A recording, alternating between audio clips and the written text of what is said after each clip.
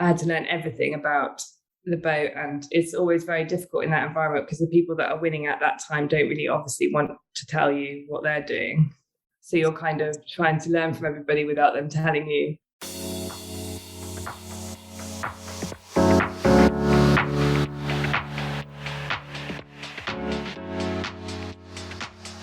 Hi and welcome back to the Kelly Lumber Podcast. I'm your host, business mentor, personal brand and style expert on a personal mission to inspire a minimum of 5 people a day to take action, do something different, or just show up as the best person that they aspire to be. I love all your messages, your tags on Instagram story, on LinkedIn that say you've been inspired by something or you've enjoyed an episode or a guest has said something that's been a complete game changer for you. So keep them coming. It really makes my day and the guests that have been on the show knowing that it has had an impact. So thank you for being one of my 5 a day.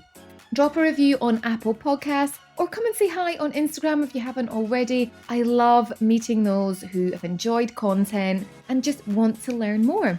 Well, talking of learning more, in today's episode, I speak to Briar Prestige and we talk about her experience from moving from a super small town in New Zealand to making her business career that spans across Dubai, New York, Saudi Arabia, London and Australia, all a success.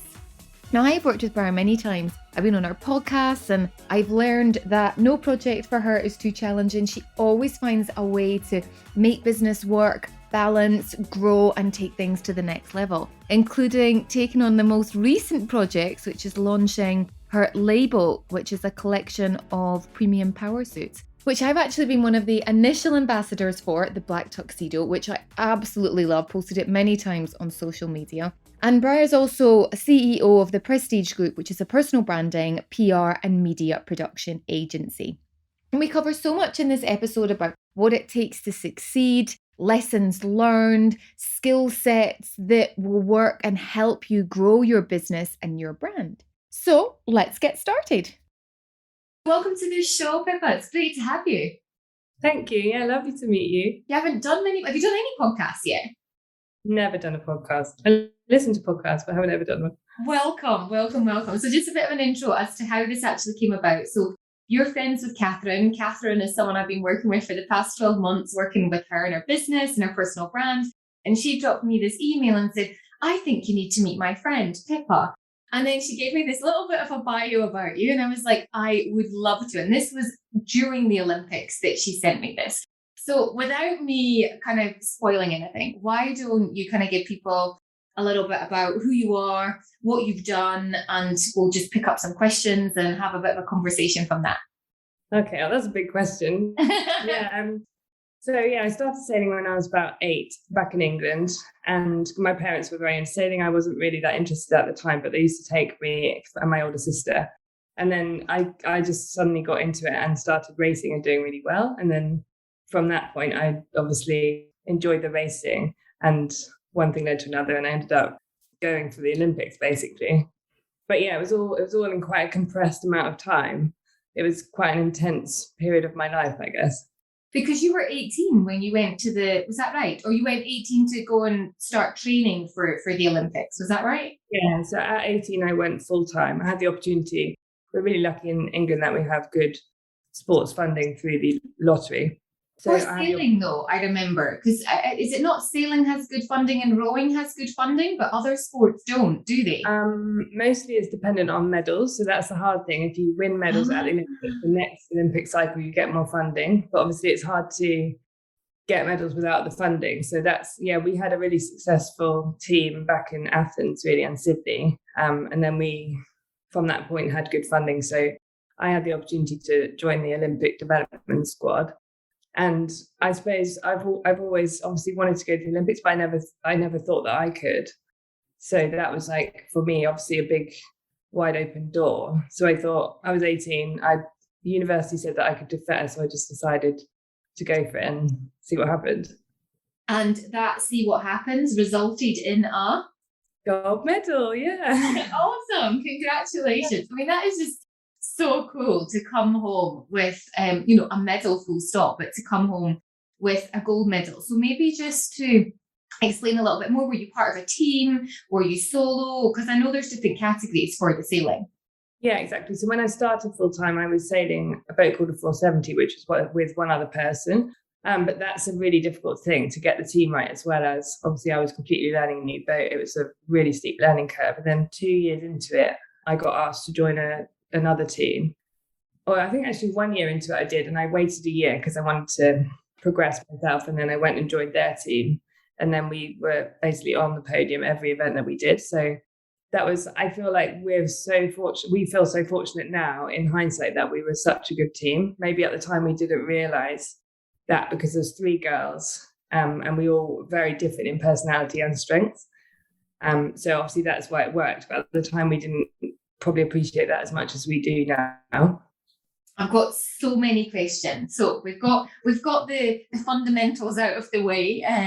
We got a gold medal. Let's backtrack a little bit, because you said that it was something that your parents did, and then you kind of got into it.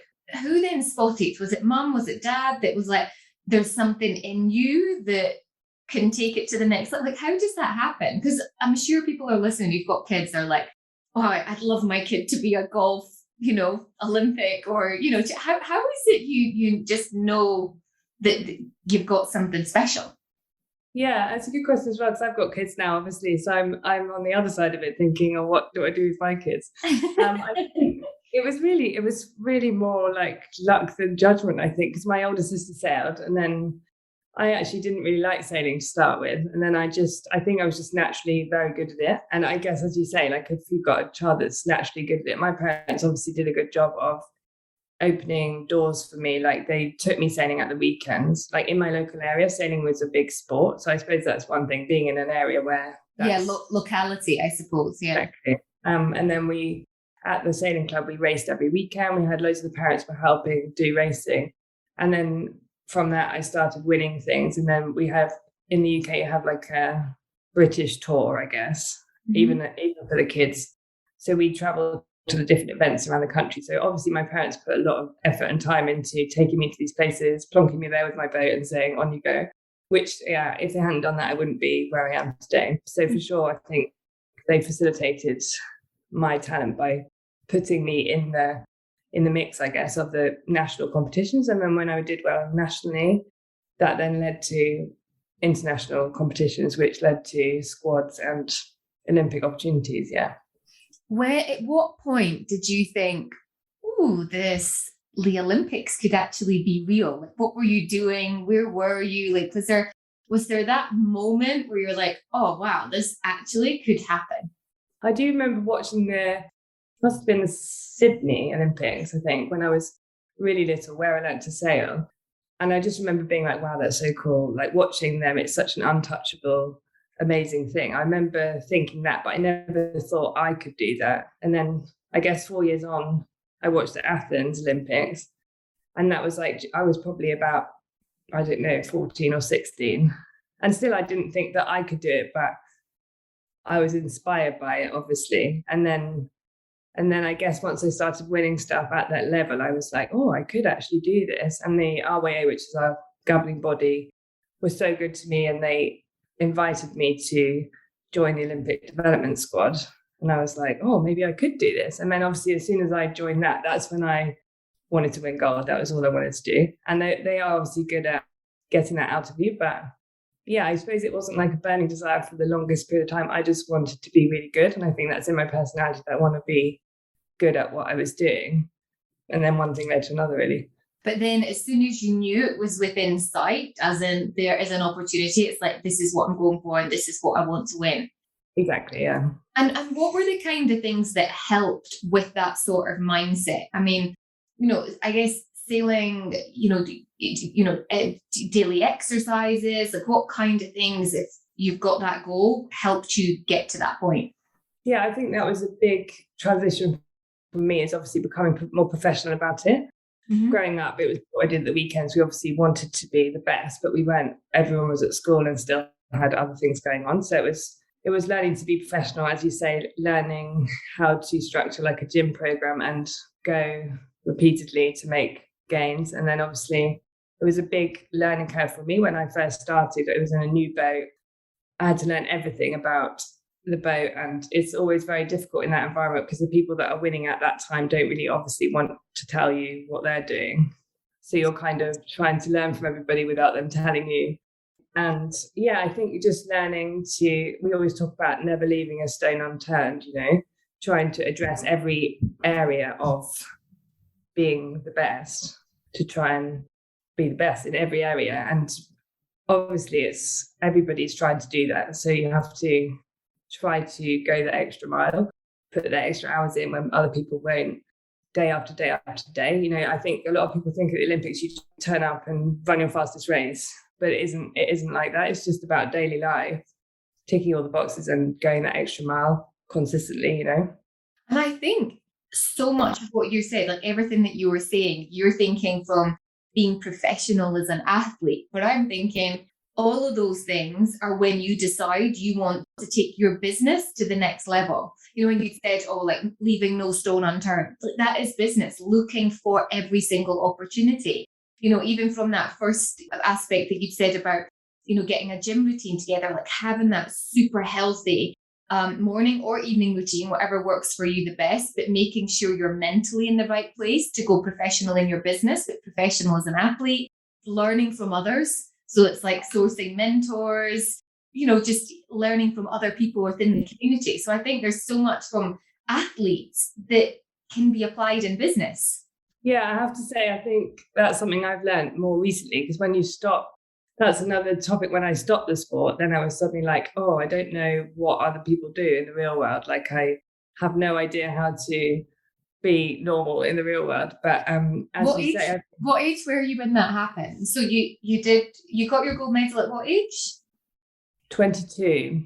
That's so young though. Yeah, so young. And then that's obviously what I wanted. But it's funny, I saw something recently that one of the sports psychologists was talking about this sort of phenomenon that the bronze medalist is almost like the happiest person, because the gold medalist feels the pressure to be that good. Or in my case, I lost my goal. Like I got my goal, and then that was really tough for me. And the silver medalist annoyed that they didn't get gold because it was so close. And the bronze medalist was really happy that they didn't get fourth, that they got a medal and that they can still progress. That's so interesting. There's a lot in, that's what makes you happy, maybe, is to have something to progress to and work towards. And that's what they were talking about, this phenomenon that they're still in that place, the bronze medalist. So yeah, I found that really interesting. So how come you didn't go and compete again for the next Olympics? Or yeah, so then the boat we sailed got taken out of the Olympics, because they basically just try and keep it fair within the world. They rotate or change the boats every now and then. So they took our boat, the Yngling, out of the Olympics. So I changed to a different class. But then when I restarted, I obviously had a bit of a break, and then I restarted and I just didn't have the drive that I had before.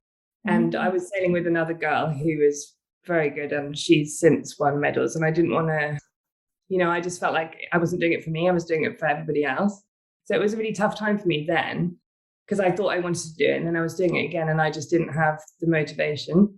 So then I had quite a few years of being a bit lost and transitioning and trying to work out what to do next, really, because that had been like what outside of school, that was my only focus. And then suddenly when I didn't want that, and I was lucky, I got what I wanted, I chose to not be doing it.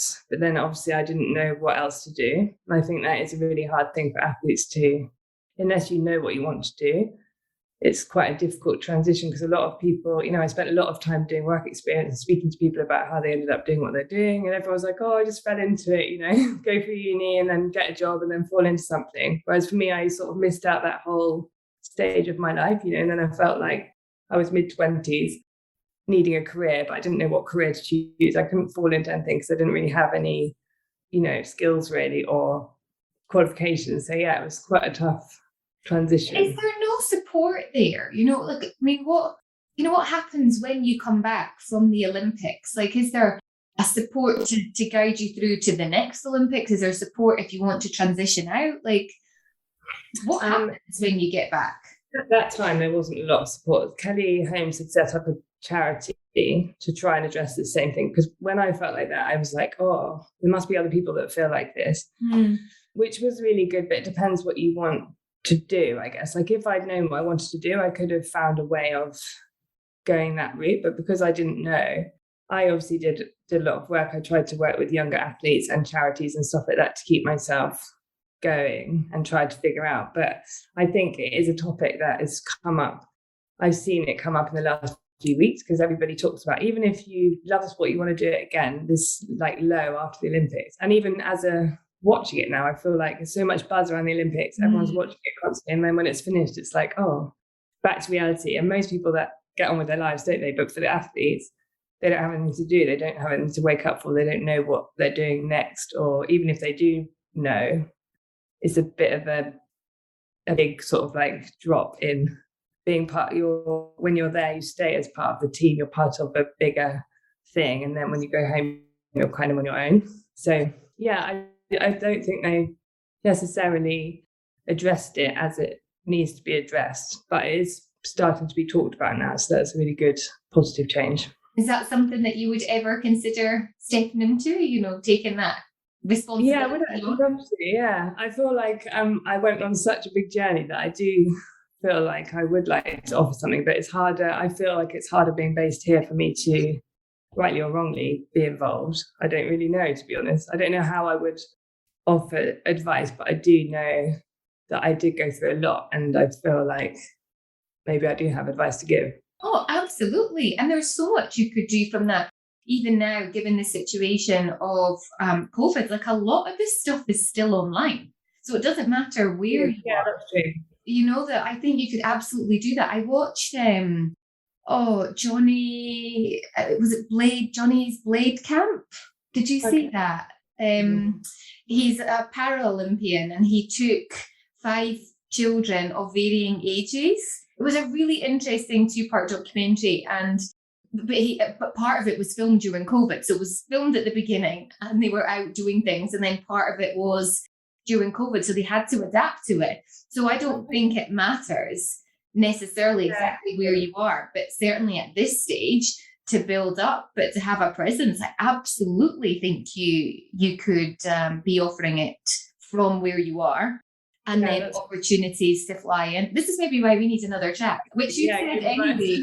You had said before we had this call, you said that, let's have a chat. I think I need a little bit of guidance. So, but that's exactly it. So don't let location, especially now, hold you back from skills and experiences that you've gone through.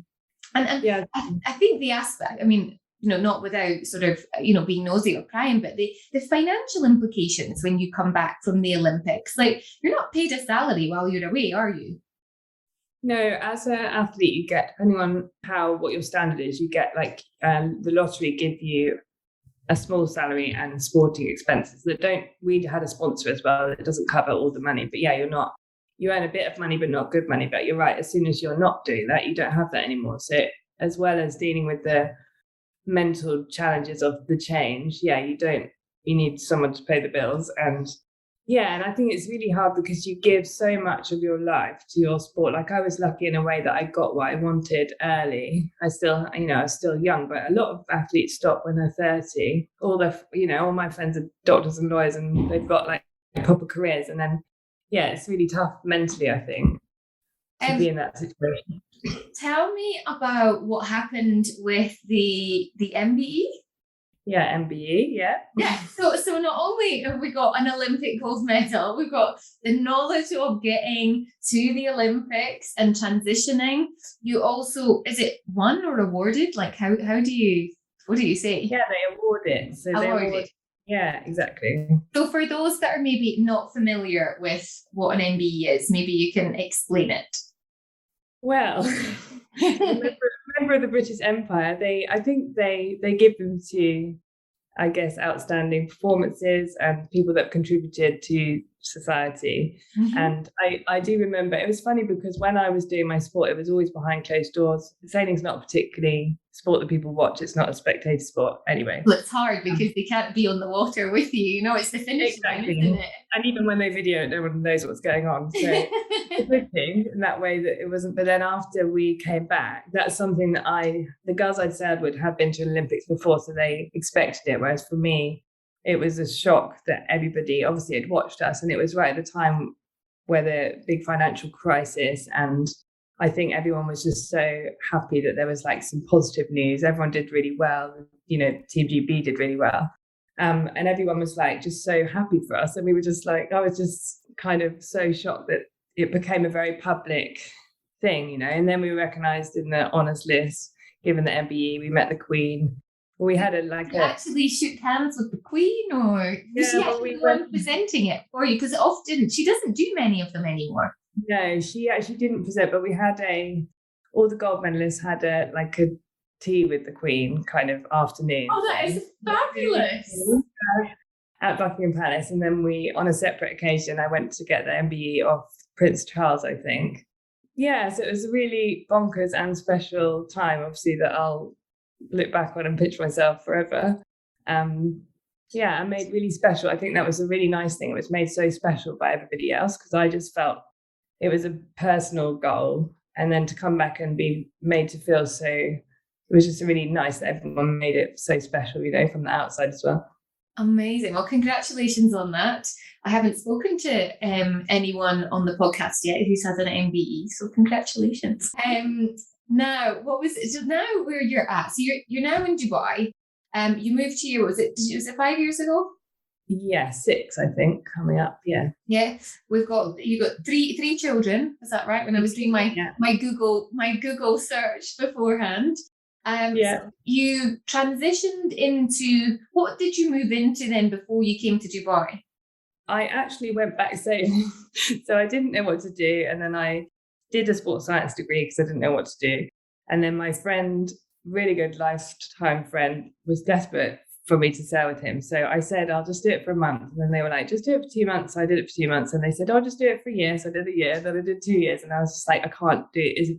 I wasn't doing it for me. I was totally just doing it for him. And there's only so far you could go. Yes. In wetsuits, competing at that level in 30 knots, it takes a lot of energy. And I just couldn't do it. And I'd always been very honest with him. So then at that point, I'd met my now husband. And he was moving to Dubai. So it was quite a good, I suppose, looking back on it, was quite a good change for me to move here. And then the sailing club here, Dubai Offshore Sailing Club, gave me a job. So that was really good. They were very patient with me because I did get a job in real estate. And I said, I'd like to do something different. So they were like, okay. And then after about a day, I was like, actually... If you said real estate, and now just even having had the conversation, I can't imagine. No, I'm not for you enjoying. I can't imagine enjoying that. No, I think as well, I just couldn't imagine myself in 5 years being there still. I don't think it was right for my personality really. So it's good that I realised that quickly. The sailing club was so good to me. They've always been amazing to me. So they then gave me a full-time job and I worked as race coach. And I still work with them, with the kids, basically. So kids that have learnt to sail here, I teach them to race and coach them in racing and try to help them progress and reach their potential. So it was actually a really perfect transition for me and something I could do around my kids now as well. So it's nice to be able to give something back too. What's something that you've seen or learned from children, coaching children, that has surprised you or, has taught you? About sailing or just in general? Well, yeah, sailing in general. Because you've gone from, working and sailing with adults to now working with children. And I'm sure there's something that you might be, just when they see it through the lens of someone different. Yeah, I think what's really nice is obviously it all got very serious. And it's funny because everyone asks me, do I sail here all the time? And I think it's hard because you do so much sailing and so much time in it. Is always associated now for me a bit with the competition and the pressure of that and always having to push myself. And that's probably my personality as well. I don't want to not be good at it. So it's nice to do it in a more relaxed, fun way. The kids, they love it. They're having fun and they're always so full of life and energy. So that's really, really nice thing to see, to go back to basics and actually remember that it is fun. It is supposed to be a fun sport. That's why people do sport, right?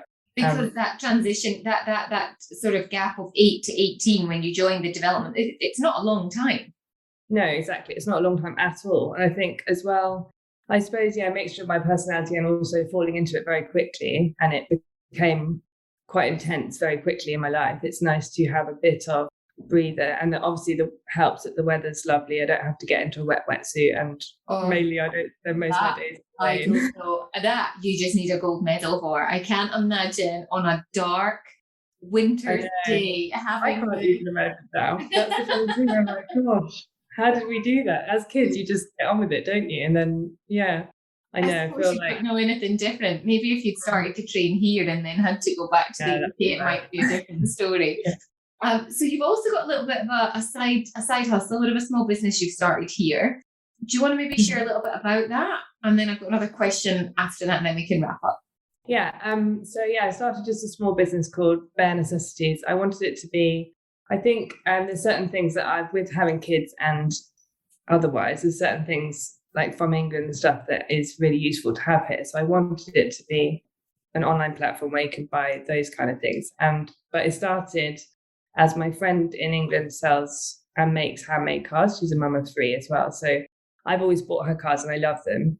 So actually I thought, why not try and see if, help people find them here? Because I know it's actually a really difficult and frustrating thing to get nice cards, greetings cards.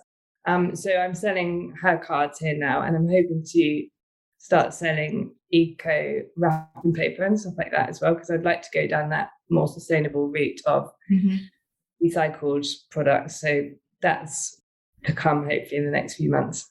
Nice. But I'm a newbie at business.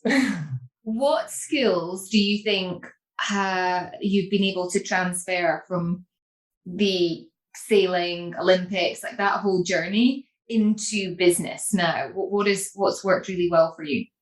I think just going for it. Like obviously I've had a lot of ideas over the years, and now I'm finally just in sport, you just get up and go for it, right? You don't worry too much about what's going to happen after, or even if you do, it's not relevant. So I think just being bold enough to actually just go for an idea, what's the worst that's going to happen, and approaching people to try and get help. Like there's something you touched on earlier, and actually it's a really big thing in sport, trying to learn from the experts basically, and not being afraid to do that.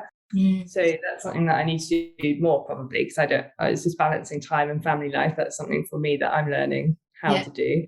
But yeah, trying to learn from those that have gone before us, and also learning new skills. Like I guess in sport, you have to start somewhere and learn all the skills that you need to win. So it's the same now for business. They're not the same skills. So I need to obviously learn website skills and all these different things. Good stuff. Well, I suppose some of the skills are more important than others, because I've always found like website skills, I'm never going to learn to love that. So I'll always hire someone else to do that. But then there's other things that were like, do you know what is really going to help me move forward in business? And that might be social media, or it might be public speaking or something like that. But I'm excited to see the journey. Yeah, hopefully you can help with the journey too. So 5 years from now, got a question. Where would you like to see yourself? That's a big question, isn't it? Well, doing a school run and leaving my kids at school for a few hours, that would be nice. What age are the kids? What age are they? Yeah. My daughter just started school, so she's 3 turning 4, and then I've got 1-year-old twins, so it's quite bonkers in our house. It's full on. Yeah, 3 under. Yeah. Okay. That's in the thick of it. Yeah. But I'd like as well to work a bit more with I've been speaking to the Indian coach about maybe doing some work with them with the Olympic athletes there. So that might be an option, or maybe even trying to make it a training base a bit here, because it's really, in Olympic sailing, obviously it depends where you're from, but in England, a lot of the sailors base themselves in a warmer country over the winter, so they can spend a long time on the water without it being freezing cold. So that might be a nice thing here, whether we can make it a bit of a winter base for a few people and help out with events and stuff like that in the sailing area, and then hopefully grow my business, adding different products and making it easy and accessible for people to buy them. I love it. So how can people find you? How can they find your new business? If they want to touch base with you on social media, share away your handles and your website. So my business is Bare Necessities UAE. You can find it on Facebook and Instagram, and there will be a website coming soon. And then I'm obviously on Instagram as well, although I just changed my name. So I can't actually remember. I think I'm Pippa.KP, I think. I literally changed it 2 days ago for my maiden name, which is about time. I've been married 5 years. Oh, which is great as part of your personal brand and everything moving forward. So perfect. Well, I'll share all of that in the notes and tag in social so people will see it. And it was great to have you on board. I'm going to put you in touch with Jessica. You haven't met her, have you? No. So she was a previous guest and competed for the Australian Paralympics. Oh, cool. She does a lot of public speaking in schools and in sort of organizations around diversity and challenges faced like throughout her journey of going towards the Paralympics. So I think there might be that'd be fun. Thank you. Is she based here? Yeah. Oh, cool.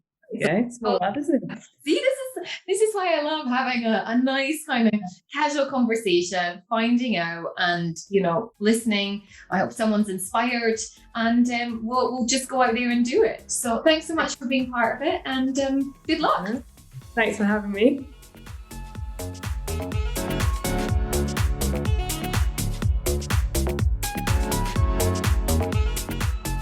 Thank you so much for being here and listening to this episode today. I'd love to know what inspired you the most. Was there something that was said? Was there a real takeaway that you're like, do you know what? I'm actually going to go away and implement this. Then if there is, head over to Instagram because I hang out there and I really want to hear what it is you say. Come and leave me a DM. Tell me the best part, or even better, share it with a friend and inspire them too. We are growing weekly and it's all down to you. Thank you so much in advance. Reviewer of the week actually left this message and it made me so happy. Awesome podcast. Every episode gives me an insight into how I can grow my business brand and manage my life around this. Can't wait for the next episode. That was from DKUB2387. So they mean so much. If you haven't left a review yet, then please do head on over to Apple Podcasts, rate and review. And don't forget, be inspired and keep following your dreams. Until next time, bye for now.